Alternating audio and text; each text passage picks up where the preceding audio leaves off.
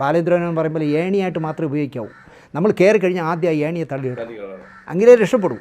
ഗണേശ ഓലിക്കര എന്നെ ഏണിയായിട്ട് ഉപയോഗിച്ച് എനിക്ക് എഴുതി തന്ന് ഞാൻ DTP എടുത്ത് ഒരു കോപ്പി അവന് വച്ചേക്കാൻ കൊടുത്തതിന് അവനെടുത്ത് ഷൈജു അരൂരിന് കൊടുത്ത്, അരൂർ ഗിരീഷിൻ്റെ ആളായതുകൊണ്ട് അവിടെ കയറി അന്യത്തി ചെയ്യുന്നു. ഞാൻ ഗിരീഷിനെ വിളിച്ചോൻ പറയല്ലേ, ചില സീരിയലുകൾ ചില സ്ക്രിപ്റ്റുകൾ തള്ളിക്കളയാനും ചില സീരിയൽ ഉൾക്കൊള്ളാനുമാണ് ഞാനിവിടെ ഇരിക്കുന്നത്.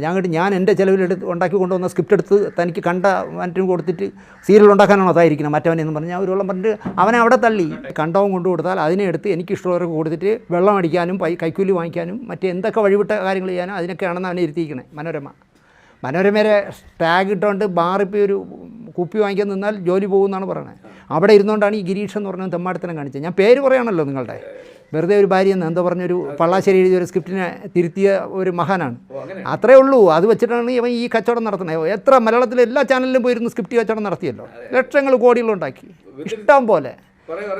നിങ്ങളൊരു സിനിമ എടുക്കാൻ ചെന്നാലും ചോദിക്കും ഒരു 10 ലക്ഷം എനിക്ക് തരുമെന്ന്, അങ്ങനത്തെ ഒരു ടൈപ്പാണ്. അപ്പോൾ എനിക്ക് അവനെ പേടിയൊന്നുമില്ല, കാരണം ഇത്രയും ഇങ്ങനെ കലാകാരനെന്ന് അവനെ പറയുന്നത്, ഒരു ആക്രി കച്ചവടക്കാരൻ. അപ്പോൾ അവൻ എൻ്റെ ഇതുവല്ലൊരു പ്രശ്നം ഉണ്ടാക്കുമ്പോൾ ഞാൻ ജയന്തിനൊരു മെയിൽ കൊടുത്തു, നിങ്ങളുടെ ചാനലിൽ മനോരമയിൽ ഇങ്ങനെയൊക്കെയാണ് നടക്കുന്നത്. ഞാൻ കൊടുത്ത 10 സ്ക്രിപ്റ്റുകളിൽ 3 എണ്ണം എടുത്ത് അവൻ വേറെ ആളുകളെ കൊണ്ട് ചെയ്യിച്ചു. എൻ്റെ സ്ക്രിപ്റ്റ് വേറൊരാളിനെ കൊണ്ട് ചെയ്യിക്കുമ്പോൾ എന്നോട് ചോദിക്കേണ്ടത് എന്നൊക്കെ പറഞ്ഞു കൊടുത്തു. ജയന്തെന്ന് പറഞ്ഞവൻ നല്ല ബിസിനസ് തലമുള്ളവനാണ്. ഈ ചെയ്യേണ്ടത് എന്താ, എൻ്റെ ചാനലിൽ മനോരമയിൽ എന്ത് ചെറ്റത്തരം നടക്കുന്നു അന്വേഷിക്കും. ഇത് അന്വേഷിക്കാൻ ഗിരീഷിനെ എന്നെ ഏൽപ്പിച്ചു.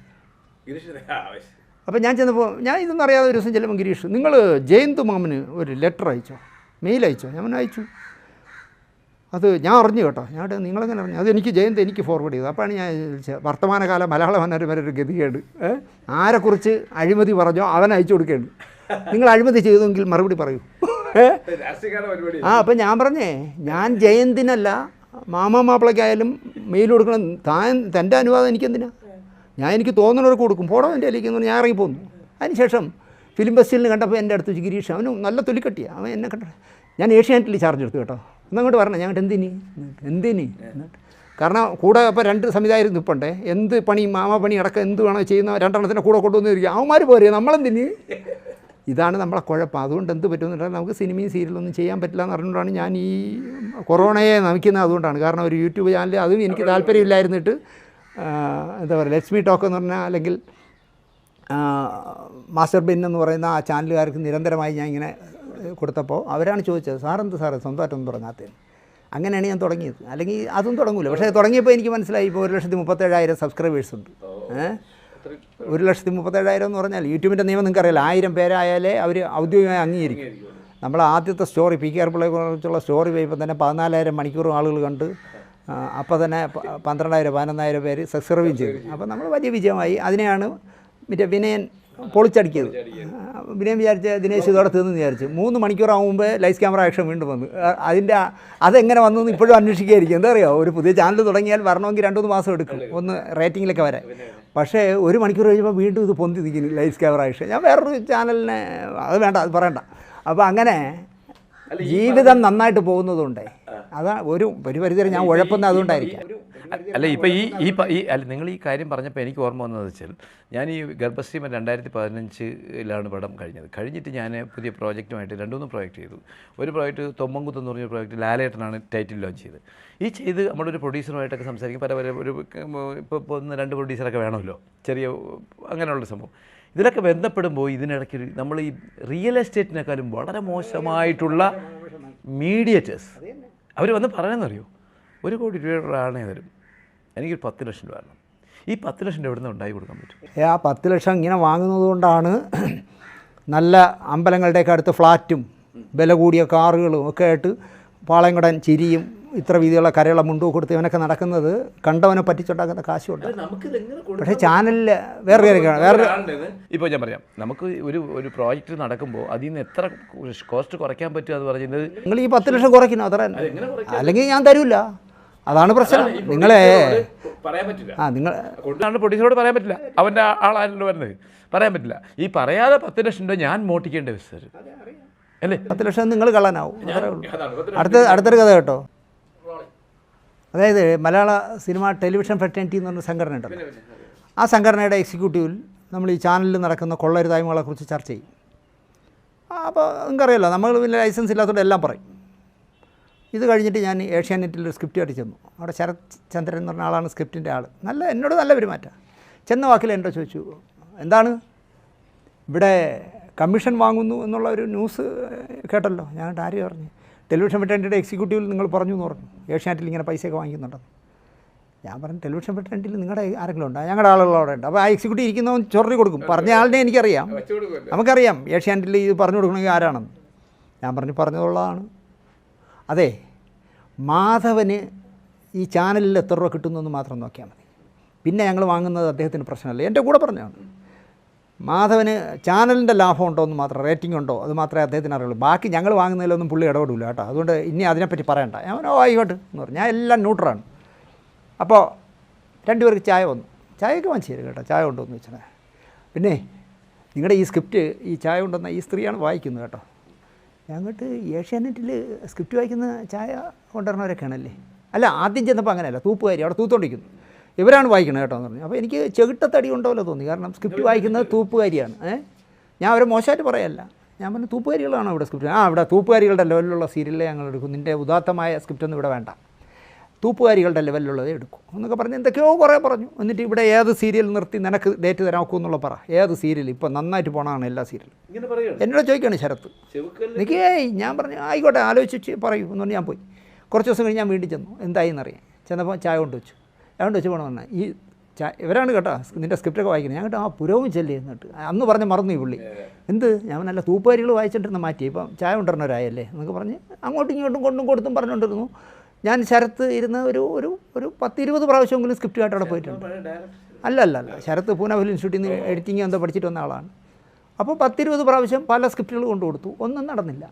എനിക്ക് ശരത്തിനോടും വിരോധമില്ല, ശരത്തിന് എന്നോടും ഇല്ല. ശരത്ത് ആ വട്ടിയൂർക്കാവിൽ ശാസ്തമംഗലത്ത് നമ്മുടെ ചന്ദ്രൻ്റെ ഒരു ചായക്കടയുണ്ട്, അറിയോ? ചായത്തട്ട് ഭയങ്കര മനോഹരമായ പോയി കഴിക്കാനുണ്ട്. ചന്ദ്രൻ 20 പേര് തന്നാലും 20 ചായ അടിക്കുള്ളൂ, 2 ചായ ഒന്നിച്ചടിക്കില്ല. അവിടെ പിണറായി വിജയനും വന്ന് നിൽപ്പുണ്ട്. ഞാൻ നിൽക്കുമ്പോൾ പിണറായി വന്ന് നിൽക്കുകയാണെങ്കിൽ എനിക്ക് തന്നിട്ട് പിണറായി കൊടുക്കും, സീനിയോറിറ്റി അനുസരിച്ചേ തരൂ. അത് എങ്ങനെ ചന്ദ്രൻ മനസ്സിലാക്കണം എന്നറിയാമോ? ഇങ്ങനെ നോക്കി അടിക്കും. അത് ഓരോരുത്തരുടെ എപ്പോൾ വന്നു എന്ന് പുള്ളിക്ക് കൃത്യമായിട്ട് അറിയാം. അപ്പോൾ അവിടെ ഞാൻ ഇന്നലെ ചായ കുടിക്കുന്നപ്പോൾ ശരത്ത് അവിടെ നിന്ന് ചായ കുടിക്കുന്നു. ഞാൻ മൈൻഡ് ചെയ്തില്ല. കാരണം ഇയാളെ ഞാൻ ഇതിന് മൈൻഡ് ചെയ്യുന്നത് 10-20 വർഷം നമ്മളെ നടത്തിച്ചിട്ടേ അയാളെ മൈൻഡ് ചെയ്യേണ്ട കാര്യമില്ലെന്ന് തോന്നി. ഇതാണ് ചാനലുകൾ നടക്കുന്നത്. ഒരു നല്ല സീരിയൽ ചെയ്യാൻ ഒരാളും അനുവദിക്കില്ല, അതാണ് പ്രശ്നം. അവിടെ ഈ പറഞ്ഞ തെലുങ്കിൻ്റെ ഹിന്ദിക്കാരൻ്റെ സീരിയലുകൾ എടുത്തിട്ട് റീമേക്ക് ചെയ്യും. അതിൽ നിന്ന് എന്തൊക്കെ നമുക്കൊക്കെ അടിക്കാമെന്ന് ആലോചിക്കുന്നവന്മാരിരിക്കുന്നുണ്ട്. ഏതൊക്കെ ചാനലിൽ ഇനി അങ്ങനെ ഇല്ലാത്തവരുണ്ടെന്ന് ചോദിച്ചാൽ ചുരുക്കം ചാനലുകളിലേ ഉള്ളൂ. ബാക്കി ഈ പറഞ്ഞ കഥ ഇതിൽ ഏറ്റവും വലിയ കൊള്ളയടി നടത്തുന്ന ഗിരീഷാണ്. അതിലെനിക്ക് യാതൊരു മടിയുമില്ല. കാരണം അയാൾ കൊള്ളയടിക്കുകയാണ്, കോടികളുണ്ടാക്കി. ഇനി അയാൾക്ക് സിനിമയും സീരിയലും ഒന്നും ഒരു പുല്ലും ഇല്ലെങ്കിലും ഒന്നാമത് ഈ ആളിക്കുറിയവനെ നമ്പല്ലെന്ന് പറയും. എന്നോട് എപ്പോഴും കള്ളനെ നമ്പിയാലും കുള്ളനെ നമ്പല്ലെന്ന് പറയും. അവൻ കാണുമ്പോൾ അവൻ കള്ള ലക്ഷണമാണ്. വിടല ചിരി വേണം കാണാൻ. ഒരു മടിയുമില്ലാതെ നമ്മളെ കാണുമ്പോൾ ഒരു തൊലിക്കെട്ടി അപാരമാണ്. അതിന് ഞാൻ ഏഷ്യാനെറ്റ് ചാർജ് എടുത്തു. അങ്ങോട്ട് ഒരു ദിവസം വരും. ഞാൻ എന്തിനി എനിക്ക് അവൻ്റെ വഴി വിട്ട ഒരു കാര്യം ചെയ്യാൻ ഒക്കില്ല. ഇപ്പോൾ എന്നോട് 10 ലക്ഷം രൂപ കമ്മീഷൻ ചോദിച്ചാൽ ഞാൻ നിൻ്റെ അച്ഛൻ്റെ വാങ്ങിച്ചെന്ന് പറയും. അപ്പോൾ അതുകൊണ്ട് തന്നെ അതുകൊണ്ടാണ് ഞാൻ പറയുന്നതല്ലേ, എനിക്കിപ്പോൾ ഒരു ദുഃഖവുമില്ല. സിനിമ ചെയ്തില്ല, സീരിയൽ ചെയ്തില്ല എങ്കിലും കേരളത്തിൽ ശാന്തിവിള ദിനേശ് എന്ന് പറഞ്ഞാൽ 10 പേരെ അറിയും. അല്ല, എനിക്ക് സന്തോഷമുള്ളൂ. കാര്യം ഞാനൊരു ഹോട്ടൽ നടത്തുന്നുണ്ട്. ലോകത്ത് 128ഓളം രാജ്യമുണ്ടെന്ന്, 176 78 രാജ്യമുണ്ട്. അതിൽ 128ഓളം രാജ്യം ഞാൻ വീട്ടിൽ കുറിച്ചിട്ടിട്ടുണ്ട്. ഇങ്ങനെ രാജ്യങ്ങൾ എനിക്കറിയില്ല ഉണ്ടെന്ന്. അഫ്ഗാനിസ്ഥാനിലെ ഭൂമിക്കടിയിലുള്ള നിലവറയിലിരുന്നുകൊണ്ട് കണ്ണൂരുകാരനായ അമേരിക്കൻ പട്ടാളക്കാരൻ എനിക്ക് മെസ്സേജ് ചെയ്യുകയാണ്, ചേട്ടാ നിങ്ങളുടെ ഈ എപ്പിസോഡ് കണ്ടുകൊണ്ട് ഞാൻ അഫ്ഗാനിസ്ഥാനിൽ നിലവറയിലിരിക്കുകയാണ് ഭൂമിക്കടിയിൽ. എനിക്ക് ആകെ റിലീഫ് ദിനേശ് ചേട്ടാ നിങ്ങളുടെ ഈ പ്രോഗ്രാമാണെന്ന് ഒരാൾ പറയുമ്പോൾ, അല്ലെങ്കിൽ മറ്റേ ഇതുണ്ടല്ലോ റഷ്യ ഇപ്പോൾ അറ്റാക്ക് ചെയ്യുന്ന ആ ഉക്രേഷ്യയിൽ ഇരുന്നുകൊണ്ട് ഒരു നേഴ്സ്, കോതമംഗലത്തുകാരി ഒരു നേഴ്സ് എന്നോട് പറയുകയാണ്, ചിലപ്പോൾ ഞാൻ ജീവനോടെ തിരിച്ച് ഇന്ത്യയിൽ വന്നില്ല എന്ന് വരാം. ബോംബുകൾ അങ്ങനെയാണ് വീണുകൊണ്ടിരിക്കുന്നത്, വരാൻ ഒരു വഴിയുമില്ല. എനിക്കും എൻ്റെ വീട്ടുകാർക്കും വേണ്ടി സാർ പ്രാർത്ഥിക്കണം. ഞാനിപ്പോൾ കണ്ടുകൊണ്ടിരിക്കുന്നത് സാർ ശ്രീനിവാസനെക്കുറിച്ച് ചെയ്ത പ്രോഗ്രാമാണ്. എനിക്കത് മതിയെന്ന് ഭയങ്കര സന്തോഷമാണ്. പിന്നെ അതിൻ്റെ താഴെ വന്ന് കുറേ ജോലിയില്ലാത്ത കിഴങ്ങന്മാർ കമൻ്റ് ഇടും. അതെന്നെ ബാധിക്കുന്ന പ്രശ്നമേ അല്ല. കാരണം എന്നെ പുകഴ്ത്തി പറഞ്ഞാലും എന്നെ ചീത്ത വിളിച്ചാലും ഞാൻ നോക്കും. അതിന് രണ്ട് നോക്കില്ല. എന്തറിയാം, പുകഴ്ത്തി പറയുന്നത് കേട്ടാൽ ഞാൻ വഴിതെറ്റും, ചീത്ത പറഞ്ഞത് വായിച്ചാൽ നാളെ ക്യാമറയുടെ മുന്നിൽ ഇരിക്കുമ്പോൾ ഒന്ന് അറയ്ക്കും. അതുകൊണ്ട് 2 പുല്ലും വായിക്കില്ല. സുഖമായിട്ട് ഒരു സായിപ്പിന് ഒരു ദിവസവും പറ്റിക്കില്ല. 28-ാം തീയതി ആവേണ്ട ചോദിച്ചാൽ അറിയാമല്ലോ, 28-ാം തീയതി ആ അക്കൗണ്ടിൽ പൈസ വന്നിരിക്കും. സുഖമായിട്ട് ജീവിക്കുന്നു, അത്രയും മതി. ഇപ്പോൾ ഞാൻ വേറെ കാര്യം, നിങ്ങൾ മാക്ടയുടെ നമ്മുടെ ഡയറക്ടേഴ്സ് യൂണിയനിൽ ഉണ്ടായിരുന്ന ഒരാളാണല്ലോ, ഡയറക്ടേഴ്സ് യൂണിയൻ ഉണ്ടായിരുന്നു. ഇപ്പോൾ ഞാൻ അത് പ്രത്യേകിച്ച് പറയാൻ കാരണം എന്ന് വെച്ചാൽ, ഞാൻ 2014 പടം ചെയ്ത് കഴിഞ്ഞപ്പോൾ അത് കമൽ സാറാണ് എൻ്റെ ഒരു സ്ഥാനത്തിരിക്കുന്നത്. പടം ചെയ്ത് കഴിഞ്ഞപ്പോൾ അന്ന് ഞാനൊരു ചീഫ് ടെക്നീഷ്യനാണല്ലോ, ക്യാമറമാൻ ഒരു ചീഫ് ടെക്നീഷ്യൻ ആയതുകൊണ്ട് എനിക്ക് 10,000 രൂപ അടച്ചത്. അന്ന് 50,000 രൂപ അടയ്ക്കുന്ന ഒരു സ്കീമാണ്. 10,000 രൂപ അടച്ചു കഴിഞ്ഞാൽ എനിക്ക് മെമ്പർഷിപ്പ് കിട്ടും, ടെമ്പററി കിട്ടും. പടം കഴിഞ്ഞ് സെൻസർ കൊടുക്കുമ്പോൾ തരും എന്നുള്ളതാണ് കണ്ടീഷൻ. ഞാൻ പടം കഴിഞ്ഞു, സെൻസർ സർട്ടിഫിക്കറ്റ് കൊടുത്തു കഴിഞ്ഞപ്പോൾ അപ്പോൾ ഒരു പുതിയ തീരുമാനം പറഞ്ഞു, 2 പടം ചെയ്താലേ കിട്ടുള്ളൂ. ഞാൻ കമൽ സാറിനോടും അന്നിരുന്ന യൂണിയൻ പറഞ്ഞു, ചോദിച്ചു, സാർ അത് 2 പടം ചെയ്താലേ കൊടുക്കുമ്പോൾ നിങ്ങൾക്ക് വയലോചിച്ചിട്ടുണ്ടാവും. ഞാനൊരു ചീഫ് ടെക്നീഷ്യനാണ്. പിന്നെ തരേണ്ടതല്ലേ? ഞാൻ ശരിക്കും പറഞ്ഞാൽ ഒരു സംഘടന, ഈ 17 സംഘടനയുള്ളതിൽ ഒരു സംഘടനയിലെ ചീഫ് ടെക്നീഷ്യനാണ് കാർഡുള്ള 24ാമത്തെ. ഇന്ന് ഉണ്ട്, ഇന്ന് 300 ക്യാമറമാന്മാരുണ്ട്. അതിൽ 24ാമത്തെ നമ്പർ എൻ്റെതാണ്, 24ാമത്തെ ക്യാമറമാനാണ് ഞാൻ, മനസ്സിലായില്ലേ? അപ്പോൾ ആ ക്യാമറാമാനായ എനിക്ക് നിങ്ങൾ കാർഡ് തരുന്നില്ലെന്ന് പറഞ്ഞാൽ 2 പടം ചെയ്യണമെന്ന് പറയുന്നത് വയ്ക്കുന്നത് ശരിയല്ല. അത് നമ്മുടെ വയലെ അങ്ങനെയാണ്, മറിച്ചാണ്. ഈ ചിത്രാഞ്ജലിയിൽ ഒരു സമരം നടന്നു, കമൽ സാറുമായിട്ടൊക്കെ തുടങ്ങി. പ്രശ്നിച്ച ആ സമരത്തിൽ ഞാൻ സെൻസർ ബോർഡ് ആ വിഷയത്തിൽ ഞാൻ അന്ന് കമൽ സാറോട്ട് ഭയങ്കരമായിട്ട് ഉടക്കി. പക്ഷേ അന്ന് ഞാൻ കമ്മിറ്റിയിലൊക്കെ ഉള്ളതാണ്. അല്ല എന്നോടൊരു വാക്ക് പറഞ്ഞിരുന്നെങ്കിലേ അത് ഞാൻ എക്സിക്യൂട്ടീവിൽ തിരുത്തി തന്നെ. അന്ന് കമൽ സാറിനോടും മറ്റേ നമ്മുടെ ഡയറക്ടർ നമുക്ക് സലാം പാലപ്പെട്ടി സലാമിൻ്റെ പേപ്പർ കൊടുത്തു. അപ്പോൾ എനിക്ക് ദേഷ്യം വന്നു ഇങ്ങനെ പറഞ്ഞപ്പോഴത്തേക്ക്. ഞാൻ പറഞ്ഞു, സാർ ഒരു കാര്യം, അതിനൊരു ഉദാഹരണം പറഞ്ഞു. സാറിപ്പോൾ നാളെ ഇത്രയും വലിയ പ്രശസ്തനായിട്ടുള്ള ഡയറക്ടറാണ്. സാറിൻ്റെ കൂടെ ഞാൻ കുറേ പടം വർക്ക് ചെയ്തിട്ടുണ്ട്, പുള്ളിയുടെ 5-8 പടം വർക്ക് ചെയ്തിട്ടുണ്ട്. അപ്പം സാറ് നാളെ ഇപ്പോൾ ഒരു ക്യാമറാമാനായിട്ട് അല്ലെങ്കിൽ പ്രൊഡ്യൂസറായിട്ട് പോകുമ്പോൾ സാറ് 2 പടം വർക്ക് ചെയ്താലേ സാറിന് കാർഡ് തരുള്ളൂ, അല്ലെങ്കിൽ 3 പടം വർക്ക് ചെയ്താലേ കാർഡ് തരുള്ളൂ എന്ന് പറഞ്ഞാൽ എന്തായിരിക്കും അവസ്ഥ എന്ന് ചോദിച്ചു. സാർ ഇത്രയും വർഷം സിനിമയിൽ നിൽക്കുന്നത്, ഇത്രയും വലിയ അല്ല അതൊന്നുമില്ല, നമ്മുടെ വയലേതാണ്, നിങ്ങൾക്ക് അംഗീകരിക്കുക എന്ന് പറഞ്ഞിട്ട് പോയി. ഞാൻ പറഞ്ഞു, വേണ്ട, ഞാൻ നാളെ ചത്തുപോയാലും സ്റ്റേറ്റ് ഗവൺമെൻറ്റിൻ്റെ ലിസ്റ്റിൽ സംവിധായകൻ അനിൽ ഗോപിനാഥ് മരിച്ചു എന്ന് വരും. അല്ല അതൊന്നും ഒരു ആക്കണ്ടേ. ഇപ്പം ഞാൻ പോന്നിട്ട് ഇപ്പം GS വിജയൻ ചേട്ടനല്ലേ, വിജയൻ ചേട്ടനോട് ഞാൻ പറഞ്ഞു, ചേട്ടാ ഞാൻ 2ാമത്തെ പടം ചെയ്തു, അതിൻ്റെ സെൻസർ സർട്ടിഫിക്കറ്റ് അയച്ചിട്ടുണ്ട്, മെയിൽ ചെയ്തിട്ടുണ്ട്, എനിക്ക് കാർഡ് തരണം. അപ്പോൾ എൻ്റെ അപേക്ഷ പോലും അവിടെ ഇല്ല, കാണും അവിടെ എവിടെയെങ്കിലും മൂലയിൽ കിടക്കും. പിന്നെ പുതിയ അപേക്ഷ അയച്ചു തന്നു, വിജയൻ ചേട്ടൻ തന്നെ ഇനിഷ്യേറ്റീവ് എടുത്തു, വിജയൻ ചേട്ടൻ അയച്ചു തന്നു, ഞാൻ തിരിച്ച് അപേക്ഷ കൊടുത്തു, ഓക്കെ അംഗീകരിച്ചു, ഞാനിപ്പോൾ കാർഡായി. പക്ഷെ ഞാൻ പറയുന്നത് ഇത് നമ്മളിങ്ങനെ പ്രതികരിക്കുന്ന ആളായതുകൊണ്ട് ചിലപ്പോൾ നടന്നു, അല്ലാത്തവരാണെങ്കിൽ അല്ല ഇപ്പോൾ എൻ്റെ അവസ്ഥ എന്ന് പറയുന്നത്, ഞാൻ മാറ്റ ഫെഡറേഷനിലും മാറ്റയിലും ഉണ്ടായിരുന്നു. അത് കഴിഞ്ഞ് മാറ്റയിൽ എക്സിക്യൂട്ടീവ് മെമ്പർ അസോസിയേറ്റ് ഡയറക്ടർമാരിലെ അസിസ്റ്റൻറ്റ് ഡയറക്ടർമാരിലെ ഒരാളിനെ റെപ്രസെൻറ്റ് ചെയ്തെടുത്തപ്പോഴും ആദ്യമായിട്ട് എടുത്ത് തന്നെയാണ്. അങ്ങനെയൊക്കെ ഉണ്ടായിരുന്ന ആളാണ്. അത് കഴിഞ്ഞ് ഫെഫ്ക ഉണ്ടാക്കിയപ്പോൾ അയാളുടെ സമര നിരയിൽ മുന്നിൽ നിന്ന് ചെയ്തു. പക്ഷേ ഞാനിപ്പോൾ ഫെഫ്കയിൽ നിന്ന് രാജിവെച്ച് എന്താ കാര്യം? ഫെഫ്കയിൽ നിന്ന് മാറ്റിയിൽ നിന്ന് എല്ലാം രാജിവെച്ചു. ടെലിവിഷൻ വെട്ടേണ്ടിയിൽ നിന്ന് രാജിവെച്ചു, പാർട്ടിയിൽ നിന്ന് രാജിവെച്ചു, എല്ലാത്തിൽ നിന്ന് രാജിവെച്ചു. കാരണം എനിക്ക് വിമർശിക്കണമെങ്കിൽ നമ്മളൊരു സംഘടനയിൽ നിൽക്കാതിരിക്കുന്നതാണ് നല്ലത്. രണ്ടാമത്തെ കാര്യം, KG ജോർജ് എന്നുള്ള മനുഷ്യനെ മലയാള സിനിമയിലെ ഏറ്റവും 10 മികച്ച സംവിധായകർ എടുക്കാൻ പറഞ്ഞാൽ ഞാൻ പറയും 1ാമത്തെ ആൾ KG ജോർജാണ്. ആ മനുഷ്യനെ വാർദ്ധക്യ സഹജമായ അസുഖങ്ങളൊക്കെ വന്നപ്പോൾ എറണാകുളത്ത് കാക്കനാട്ടുള്ള ഒരു ഹൈടെക് വൃദ്ധസദനത്തിൽ കൊണ്ടാക്കി. അത് അവർ പറയുന്നത് വീട്ടിൽ ആളില്ല പുള്ളിയെ നോക്കാൻ, മകൾ വിദേശത്താണ്, മകൻ ക്യാമറാമാനായിട്ട് ബോംബെയിലാണ്, രോഗിയായ ഭാര്യ മാത്രമേ ഉള്ളൂ. അതുകൊണ്ട് കൊണ്ടുവന്നൊരു ഹൈടെക് വൃദ്ധസദനത്തിലാക്കി. 40,000 രൂപ എന്തോ മാസം അടയ്ക്കണം. പക്ഷേ അത് കണ്ടപ്പോൾ എനിക്ക് വേദന തോന്നി. കാരണം KG ജോർജിനെ പോലൊരു സംവിധായകൻ ഇതുപോലുള്ള ഒരു ഹൈടെക് എന്നല്ല, ഇനി ദേവലോകത്തായാലും കൊണ്ട് കിടത്താൻ പാടില്ല. ഞാനതിന് ഒരു എപ്പിസോഡ് ചെയ്തു. ആ എപ്പിസോഡിൽ ഞാൻ പറഞ്ഞത്, ഫെഫ്ക ഫിലിം ഡയറക്ടേഴ്സ് യൂണിയൻ 1 ലക്ഷം രൂപ മാസം മുടക്കി 2 ബെഡ്റൂമുള്ള ഒരു ഫ്ലാറ്റ്, ഹൈടെക് പുതിയൊരു ഫ്ലാറ്റ് എടുത്തിട്ട് അവിടെ ഒരു വലിയ സ്ക്രീൻ TV വെച്ച് കൊടുത്ത് ലോക ക്ലാസിക്കൽ അങ്ങനെ ഇഷ്ടമുള്ള സിനിമകൾ കാണാനുള്ള ഒരു TVയും പിന്നെ വായിക്കാനുള്ള പുസ്തകങ്ങളും എത്തിക്കുക. എന്നിട്ട് അദ്ദേഹത്തെ നോക്കാൻ ഒരാളെ ജോലിക്ക് വയ്ക്കുക. അങ്ങേറ്റം എല്ലാം കൂടെ ചേർത്ത് 1 ലക്ഷം രൂപ. അല്ല, ഡയറക്ടേഴ്സ് യൂണിയൻ ദാരിദ്ര്യമാണെങ്കിൽ, കാരണം ഇപ്പോൾ എനിക്ക് തോന്നുന്നു 2-3 കോടി രൂപ അക്കൗണ്ടിലുള്ളൂ, അതുകൊണ്ട് ദാരിദ്ര്യമാണെങ്കിൽ ഞാൻ ഇറങ്ങുമ്പോൾ 2.5 കോടി രൂപ ഉണ്ടായിരുന്നു. അവർക്ക് ദാരിദ്ര്യമാണെങ്കിൽ തിരക്കഥാ യൂണിയൻ ചെയ്യണം. ഇനി ഇവരാരും ചെയ്തില്ലെങ്കിൽ മമ്മൂട്ടി ചെയ്യണം. കാരണം മമ്മൂട്ടിയെ സൂപ്പർ താരമാക്കിയത് KG ജോർജിൻ്റെ സിനിമകളാണ്. ഇത് ഈ എപ്പിസോഡ് വന്നിടം തന്നെ തിരുവനന്തപുരത്ത് ഈ ബുധനാഴ്ചയും ഞായറാഴ്ചയും ദിനേശിൻ്റെ എന്താണ് വരുന്നതെന്ന് നോക്കിയിരിക്കുന്ന കുറേ വായി നോക്കികളുണ്ട്. ഒരു മകളെ അടക്കം. അപ്പം തന്നെ ആ മകള അവിടെ വിളിച്ചു, ചേച്ചി സെൽമ ചേച്ചി, നിങ്ങളെല്ലാവരും കൂടി ജോർജേട്ടനെ കൊണ്ടുവന്ന് അനാഥ മന്ദിരത്തിലിട്ടിരിക്കുന്നു എന്ന് ആ വിവരം കേട്ട ദിനേശ് പറഞ്ഞിരിക്കുന്നു. ചേച്ചി ഒരു കാര്യം ചെയ്യും, മുഖ്യമന്ത്രിക്ക് ഒരു പരാതി കൊടുക്കും, ബാക്കി ഞാൻ ഫോളോ അപ്പ് ചെയ്തോളാം. അപ്പോൾ മുഖ്യമന്ത്രിയുടെ ഓഫീസിൽ ഏതോ വായി നോക്കിയുണ്ട്, ഈ തൊലിയൊളിപ്പുള്ളതിനെ കണ്ടാൽ കവാത്ത് മറക്കണേ. അപ്പോൾ അവിടെ മുഖ്യമന്ത്രിയുടെ ഓഫീസിലേക്ക് അപ്പോൾ തന്നെ സെൽമയുടെ പരാതി വരുന്നു. മനോരമ ചാനലിൽ ശാന്തിയുള്ള ദിനേശ് KG ജോർജിനെ അവമാനിച്ചു എന്നുള്ള റോളിംഗ് പോകുന്നു. അവിടുന്ന് മുഖ്യമന്ത്രിയുടെ ഓഫീസിൽ നിന്ന് അപ്പോൾ പെട്ടെന്ന് സ്പീഡപ്പ് ചെയ്യുമല്ലോ, DGPക്ക് പോകുന്നു. DGP സൈബർ സെല്ലിന് കൈമാറുന്നു. സൈബർ സെൽ എന്നെ വിളിക്കുന്നു. ഞാൻ ചെല്ലുന്നു. ഞാൻ പറഞ്ഞു, ഞാനിങ്ങനെയാണ് പറഞ്ഞിരിക്കുന്നത് സാർ, ഈ പ്രോഗ്രാം കണ്ടു നോക്കൂ. അപ്പോൾ അവർ കണ്ടപ്പോൾ അവർക്ക് ഒരു പരാതിയും പറയാൻ പറ്റില്ല. കാരണം ഞാൻ പറഞ്ഞിരിക്കുന്നത് വന്ധ്യവയോധികനായ മലയാള സിനിമയിലെ 1-ാം നമ്പർ സംവിധായകനെ വൃത്തസദനം എന്ന് പറഞ്ഞാൽ ഇത്രയും ഹൈടെക് ആണെങ്കിൽ പോലും അവിടെ ഇടരുത്. പകരം മലയാള സിനിമ അദ്ദേഹത്തെ നോക്കണം. അവർ നോക്കിയില്ല എങ്കിൽ മമ്മൂട്ടി ഇത് ചെയ്യണം. ഇത്രേ പറഞ്ഞിട്ടുള്ളൂ. അവരെ വീട്ടുകാരെ ഒന്നും ഞാൻ കളിയാക്കിയിട്ടില്ല. ഞാനെന്ത് ചെയ്യുന്നത്, എന്തൊരു പുല്ലിന് ഇത്, ഞാൻ ആ പ്രോഗ്രാമേ അങ്ങ് പിൻവലിച്ചു.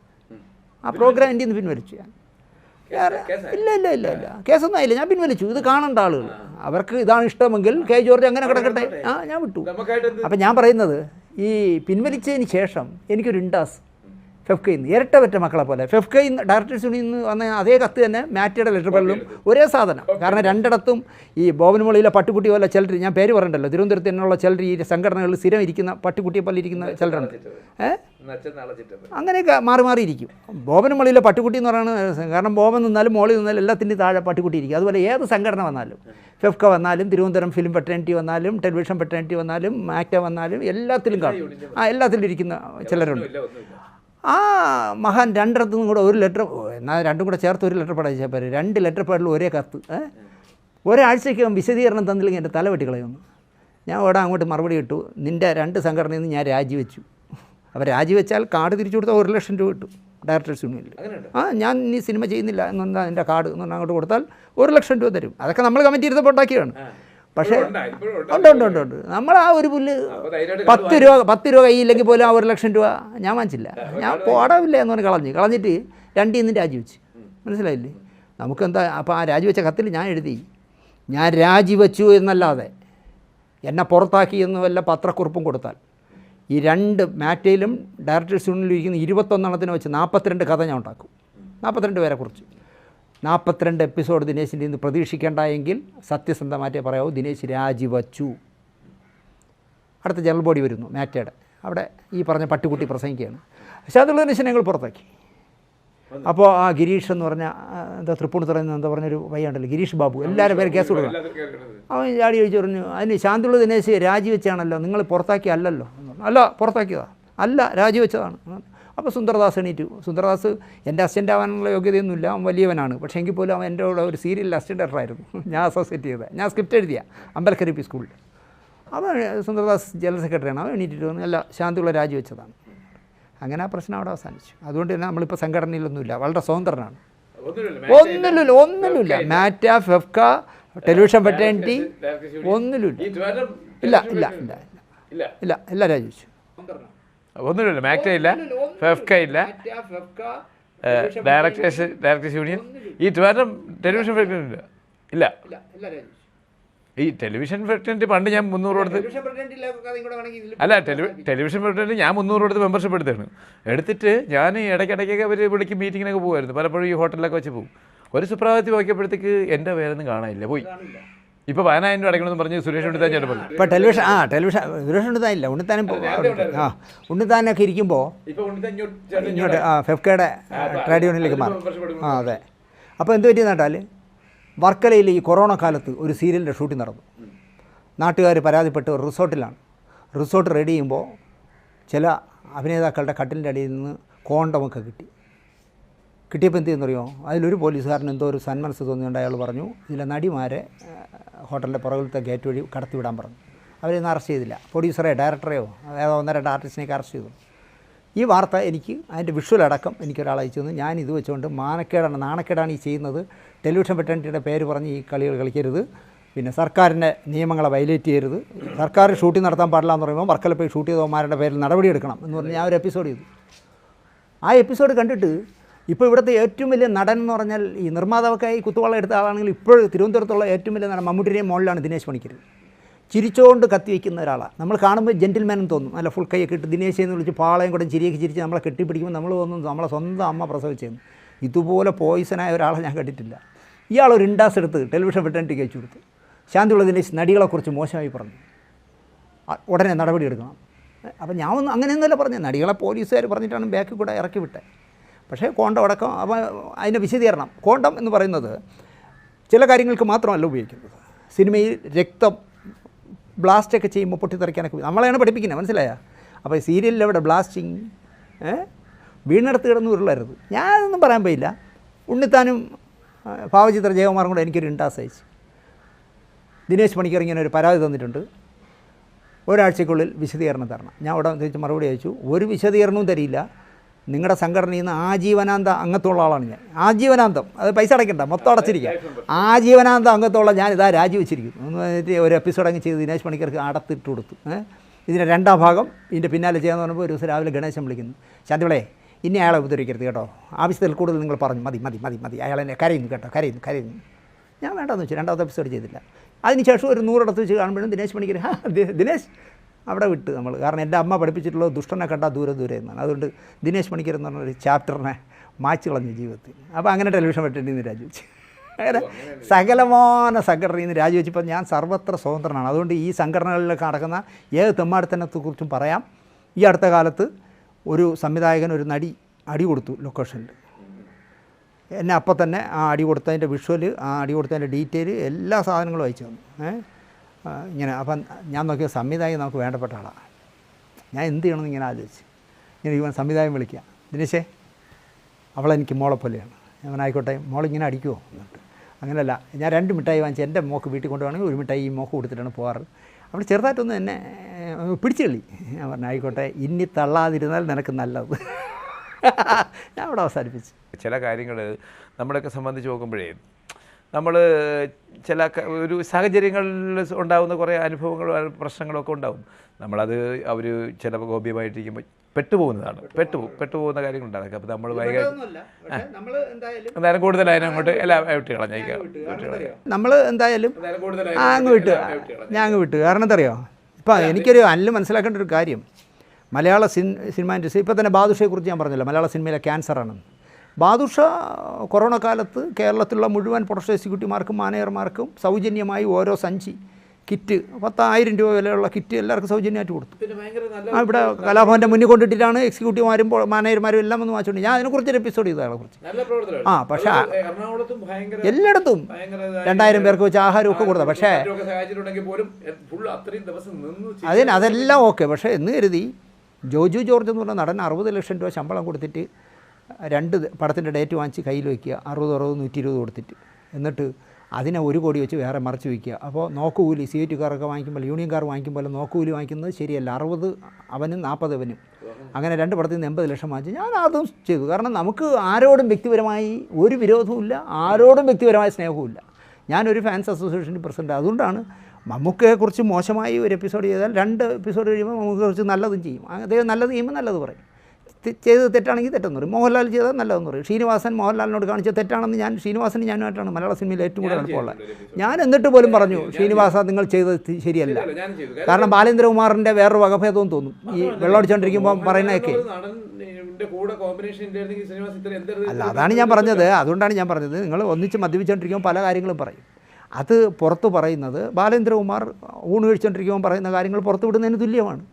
അപ്പോൾ ഷീനിച്ചേട്ടനെ അത് അറിയിച്ചു, ഷീനിച്ചേട്ടനെ കാണിച്ചു കൊടുത്തു അങ്ങനെ അക്കൗണ്ടൻറ്റ്. അപ്പോൾ അവൾ പറഞ്ഞു അദ്ദേഹത്തിൻ്റെ ന്യായം പറയട്ടെ എന്ന് പറഞ്ഞു. അല്ലാതെ എന്നോട് വിരോധമൊന്നുമില്ല.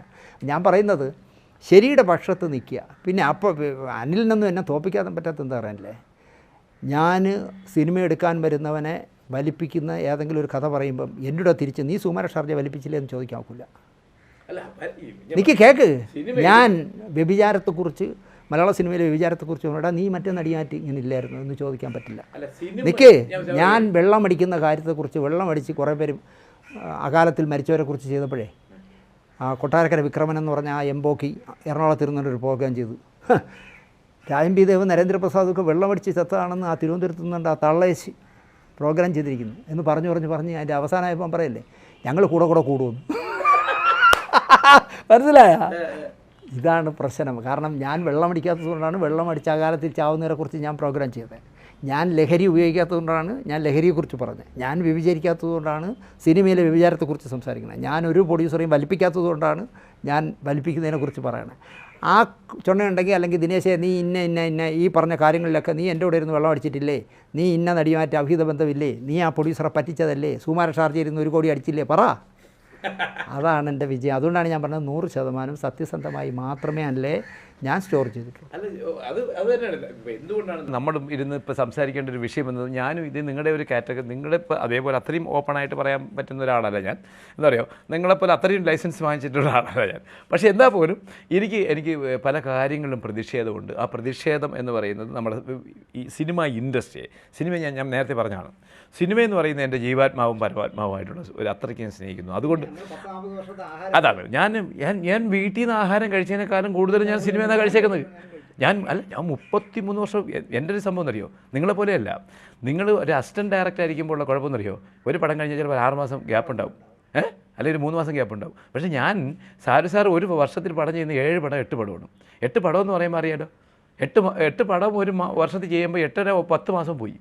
2 മാസമോ 1.5 മാസമൊക്കെയാണ് ഞാൻ ഈ ഒരു വർഷത്തിനിടയ്ക്ക് വീട്ടിൽ വരുന്നത്.